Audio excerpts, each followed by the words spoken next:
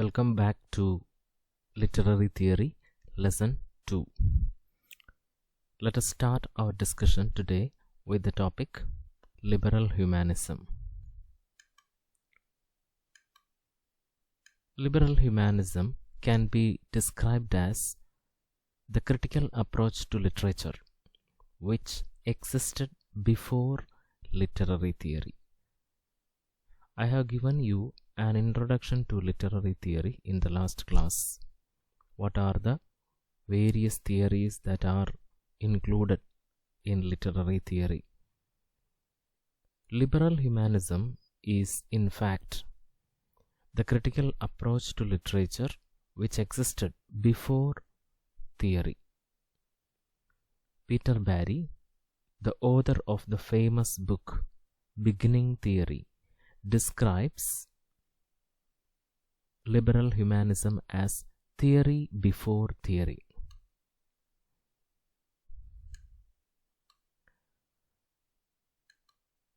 The term liberal humanism became popular in the 1970s as a way of referring to the kind of criticism which existed before literary theory.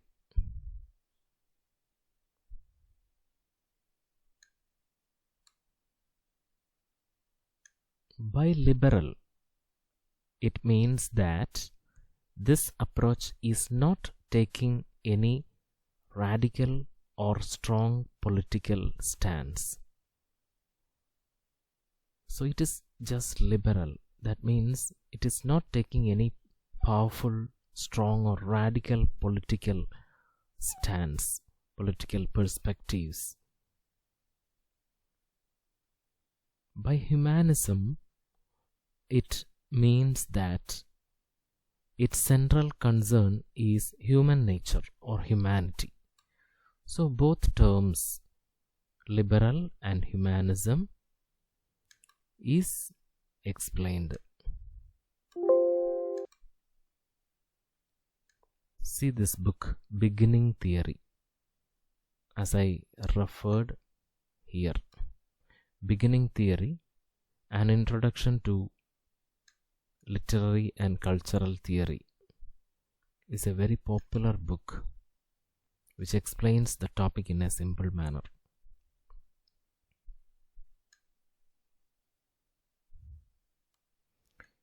If you want a definition as such, you can say, describe or define it like this. Liberal humanism can be defined as a philosophical and literary movement in which man and his capabilities are the central concern. Along with that, you can add the details I have given here. The term became popular in 1970s.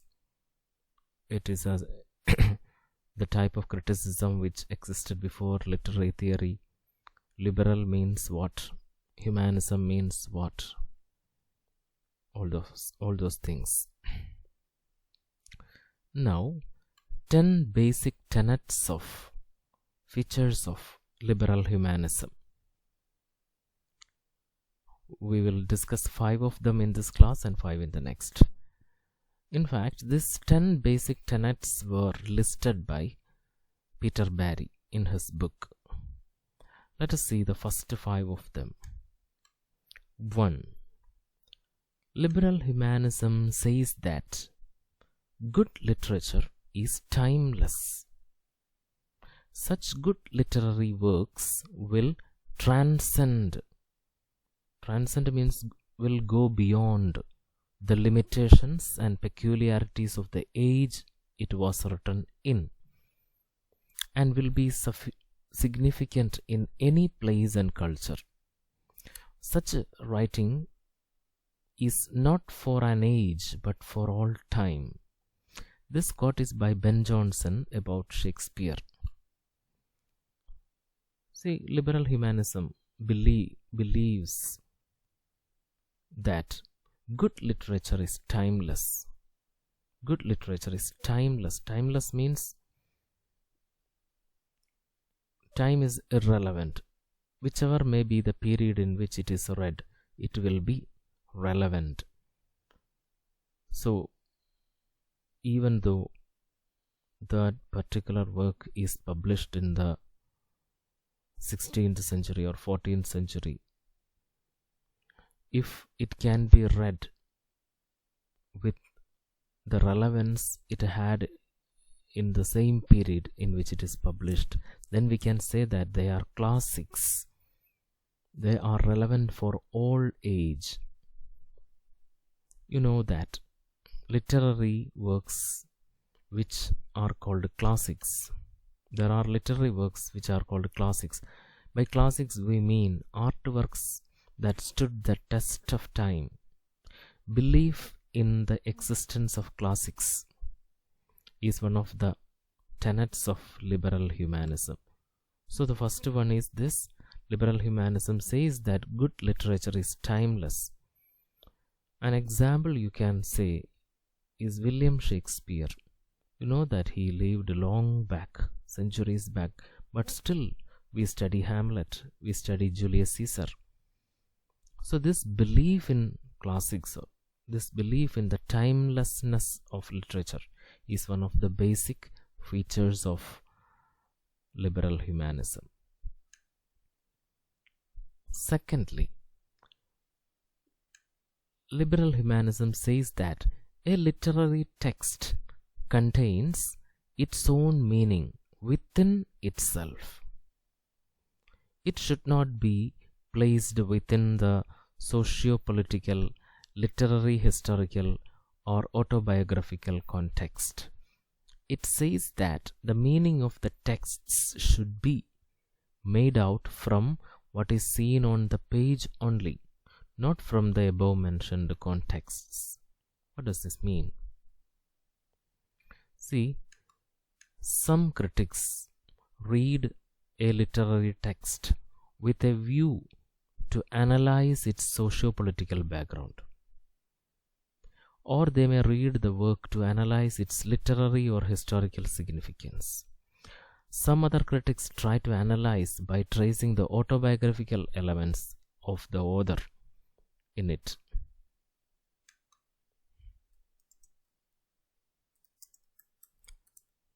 So there are several types of critics reading works according to various perspectives. But liberal humanism does not believe in such readings.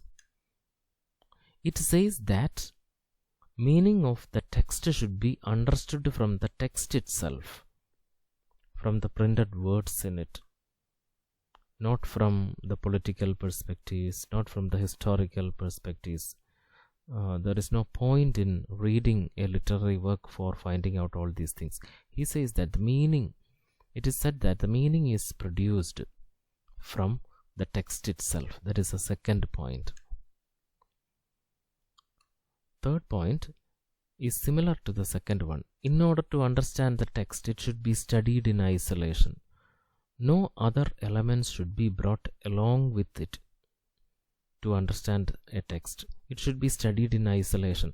The text should be understood by close verbal analysis of the text only. The purpose of criticism itself is to see the object as it really is.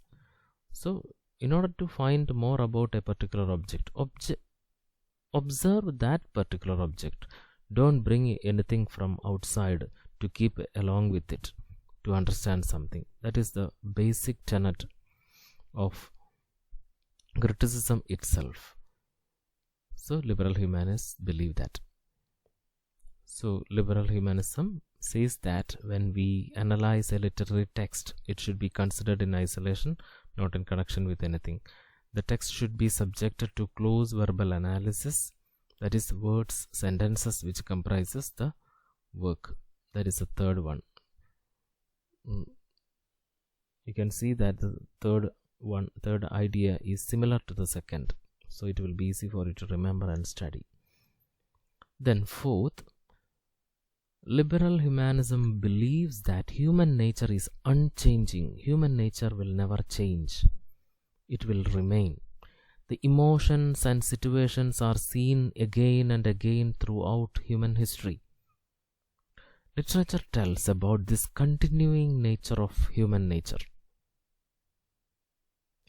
Continuing nature of human nature. Emotions are same in 10th century. Emotions are same in the 21st century. Like that, the situations in stories are also same, and still it is same as well. This continuity is more important in literature than innovative styles of writing. So there are many movements which concentrates on innovative styles of writing, etc. But liberal humanism, as far as liberal humanism is concerned, human nature which remains unchanging is most important. So whichever may be the period, the emotions will remain the same. That is, the human nature will remain the same. That is what liberal humanists believe. Then, fifth one, liberal humanism believes that individuality, the unique personality, that is individuality, is something secure within us, is something that remains secure within us as our unique essence. Individuality will not be affected by forces of society, experience and language. So nothing can change our individuality, even if it is the forces of society, experience and language. That is a fifth tenet. So we will discuss the next 5 tenets of liberal humanism in the next class. Thank you. Hope you understood the 5 of them. See, I again say that don't keep it pending, because it is not so simple. You should bring in your participation also in order to understand it. So just note down somewhere, just scribble down somewhere in a notebook or somewhere, or just make a voice note of what you understood, just for you to understand what it is when you are studying for examinations. Otherwise it will be accumulating.